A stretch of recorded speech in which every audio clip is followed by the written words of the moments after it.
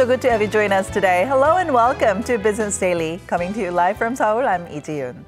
We have a lot lined up for you today, so let's get started with a look at the day's highlights. The Bank of Korea decides to keep interest rate unchanged at a record low of 1.5% in October, but slashes its growth outlook for this year.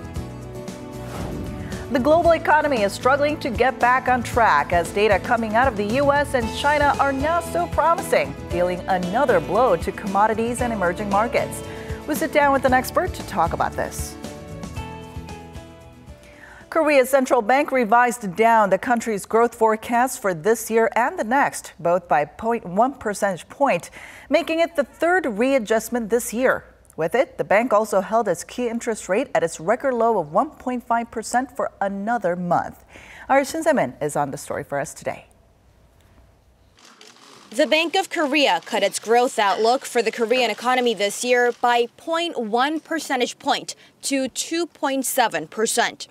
BOK Governor Lee Ju-yeol said the weaker-than-expected GDP in the second quarter of this year, driven by the fallout of the MERS outbreak, along with looming external economic instabilities, dominated the decision. The lowered forecast comes from growing uncertainties in the global economy, driven by slowing emerging economies like China, added with the impact of the U.S. rate hike. The central bank also trimmed its forecast for next year by 0.1 percentage point to 3.2%. But the top central banker remained confident that Korea's long-term potential growth rate still remains in the 3% range, while experts say the economy might have entered its slowing growth phase earlier than it should have. They say this is punctuated by the 3 consecutive downward revisions to Korea's outlook on expansion. With the current underlying circumstances, like a growing aging population, along with a shrinking workforce, Korea might lose more potential growth down the line. The central bank also cut its inflation forecast for this year to 0.7% from 0.9% in July on the back of low global commodity prices steered by cheaper oil. Despite these forecasts, the central bank kept its key rate unchanged at an all-time low of 1.5% as it gauges the impact of a small pickup in domestic consumption in contrast with the continued slide in the country's exports. Shin Se-min, Business Daily.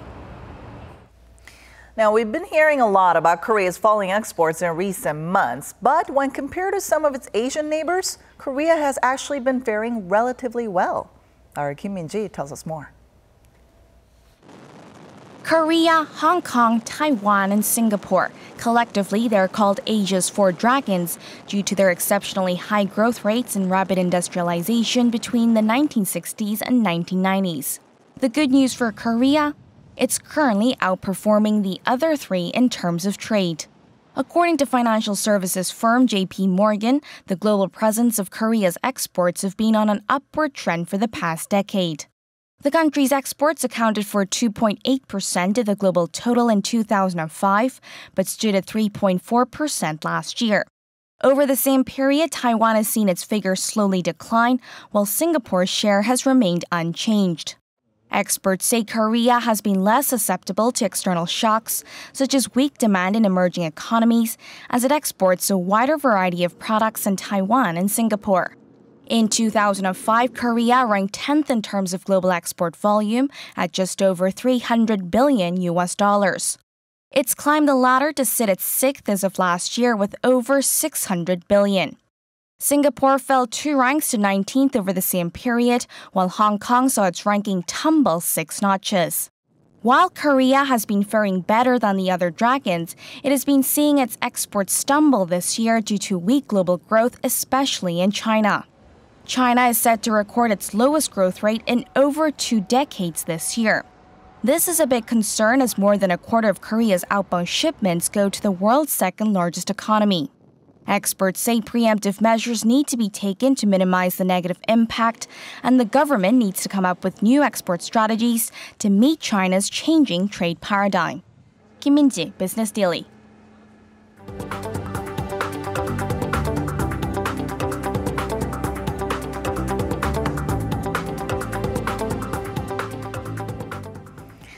Dark clouds are once again hovering over global stock markets as worries over a slowing global economy and weak corporate earnings continue to grow. Here's more. U.S. stocks tumbled this week on the back of floundering factory output, business investment, and retail sales, indicating that Americans are still cautious on spending. News coming out of China isn't any better. Imports fell for the 11th straight month in September, dropping by 17.7% on year, which was worse than its 14.3% decline in August, and exports also fell by a little over 1%. Experts cited weak commodity prices and sluggish domestic demand as main reasons for these slides. After the release of this data, Asian shares stepped back from two-month highs on Tuesday, while European shares also ended lower for a third consecutive session on Wednesday on disappointing U.S. earnings. With signs that the economy continues to face challenges, speculation is mounting that the Bank of Japan will inject more stimulus into its faltering economy, while some say that the European Central Bank's quantitative easing could also continue for years. Economists are now warning of another global economic recession. Is there a way out of this? And to tell us more about this, we're now joined by Professor Kim Taewon of Ewha Women's University. Welcome, Professor. Good afternoon. All right, so like we just saw in the report, things are not looking too rosy for the global economy. Right. So let's start by taking a look at what's exactly going on in some of the world's major economies. Well, I'm going to ask you the question. The U.S., we hear that its forecast for the third quarter growth has actually been slashed. Can you tell us more about that? Yes, the U.S., the largest economy in the world, expected economic growth rate was like over 3% until the end of second quarter. But that expectation has been decreased down to 2% level, which is a sharp decrease. But that is mainly caused by weaker domestic consumption of the United States and at the same time, weaker employment. But I believe that U.S. economy is staying at the robust recovery phase in the long term. So 2% decrease, the expected growth rate is not such a low growth rate compared to the last 50 years growth rate of 2%. All right. Well, now jumping over to Europe and its manufacturing powerhouse, Germany, we hear that things are not looking too well over there either, especially with Volkswagen's latest emissions scandal. Right. The Volkswagen scandal is giving a significant impact on German economy. The auto industry is the largest export item of the Germany, up to 20% of the Germans' export. So particularly Volkswagen, simply the largest automobile producer in the world, is not a single isolated company in Germany, considering the front and back related industries. And in addition, slowing Chinese economy is giving a negative impact on German export and therefore GDP of the nation. All right. Well, just last month, the ECB actually said that the bank is willing to increase monetary easing for the coming months. What does this kind of decision tell us about the state of the European economy? Well, as I said, German economy is slowing down, and there are three still problematic countries like Spain, Italy, and Greece.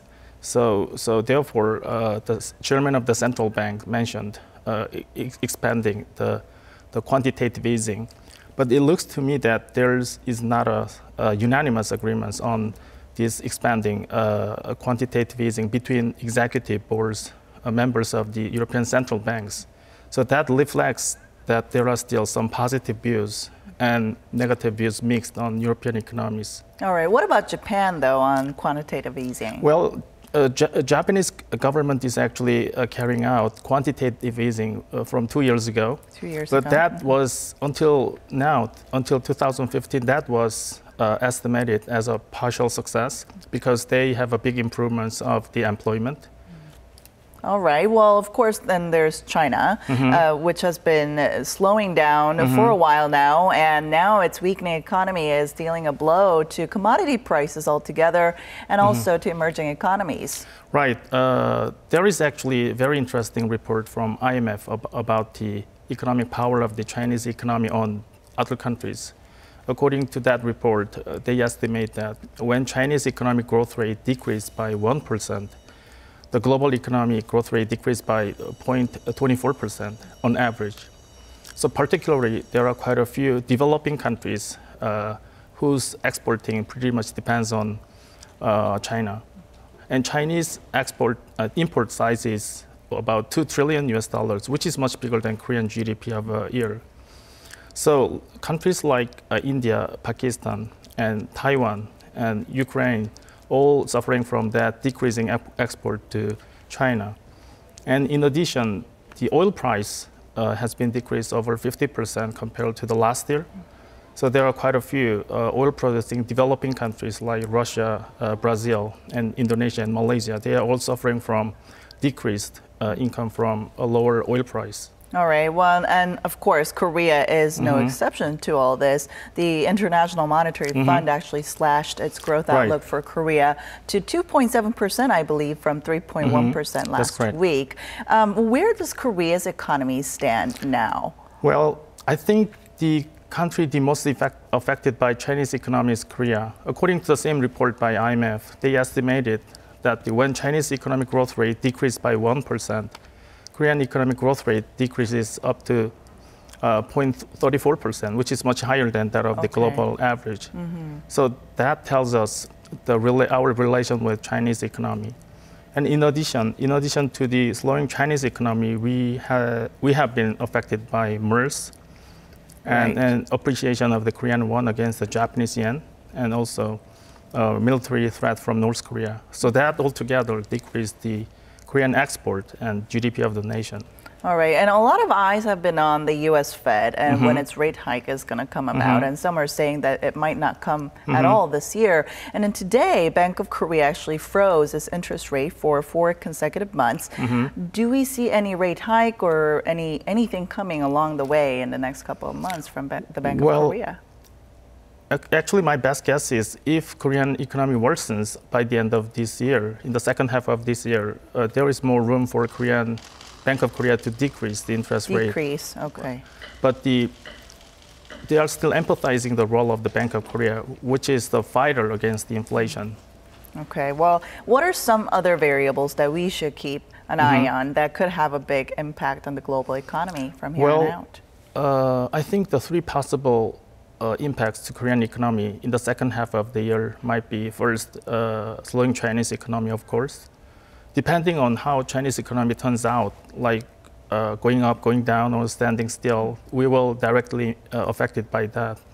Second concern is oil price. Oil prices, which continue to fall right now. Right. Okay. But there is still possibility for oil price to increase.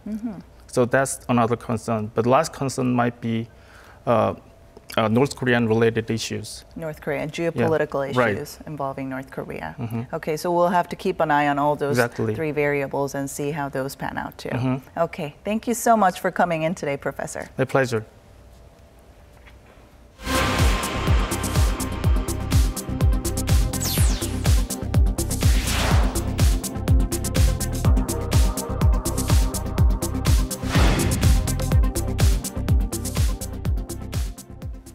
Audi Volkswagen Korea is expected to recall over 2,000 vehicles for a defect in emissions-related parts.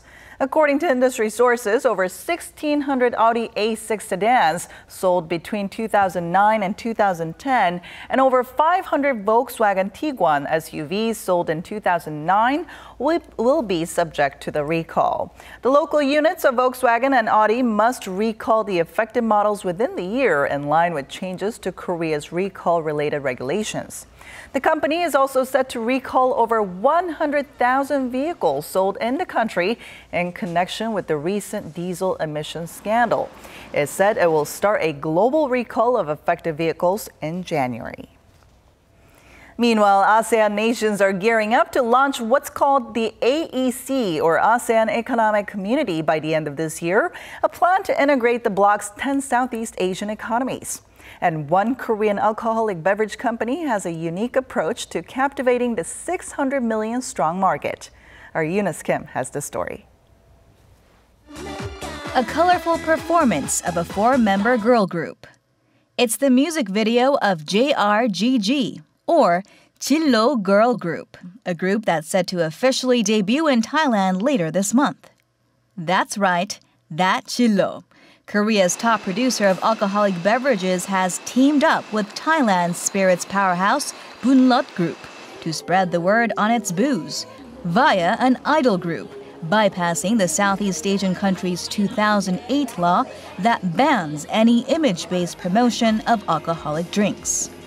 Soju was mainly sought out by Korean expats or tourists in Thailand in the past, but that's quickly changing as it gains traction with local drinkers, and as Haechillo pivots its attention to the 600 million strong Southeast Asian market that's due to further integrate when the ASEAN Economic Community launches by year's end. We're developing more drinks that match the taste of locals, like fruit-flavored spirits.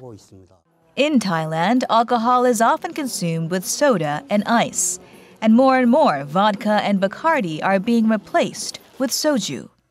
And according to figures from Haechillo, its exports to Southeast Asia is on the up and up, with a projected 47% growth this year, which will be of help for the company that's been struggling in its largest overseas market, Japan, unhelped by the weak yen.